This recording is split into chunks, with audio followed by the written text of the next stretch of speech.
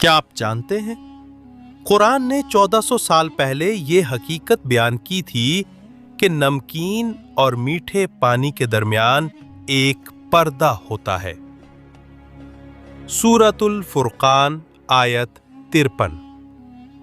اور وہی ہے جس نے دو سمندروں کو ملا دیا، یہ خوشگوار اور شیریں ہے، اور وہ کھارا اور کڑوا، اور ان دونوں کے درمیان ایک پردہ اور مضبوط رکاوٹ رکھتی۔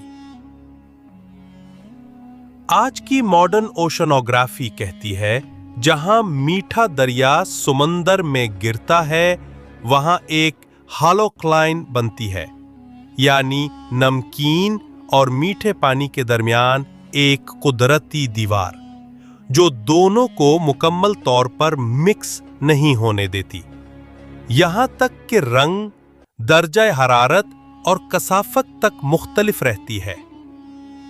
سوال یہ ہے، جب 1400 سال پہلے نہ سونار تھا، نہ لیب، نہ سیٹلائٹ، تو محمد صلی اللہ کو یہ حیرت انگیز حقیقت کیسے معلوم ہوئی؟ یہ کوئی اتفاق نہیں، بلکہ قرآن کا ایک سائنسی معجزہ ہے۔ ایسے اور حقائق جاننے کے لیے سبسکرائب کریں قرآن اینڈ سائنس، جہاں ایمان ملتا ہے جدید علم سے۔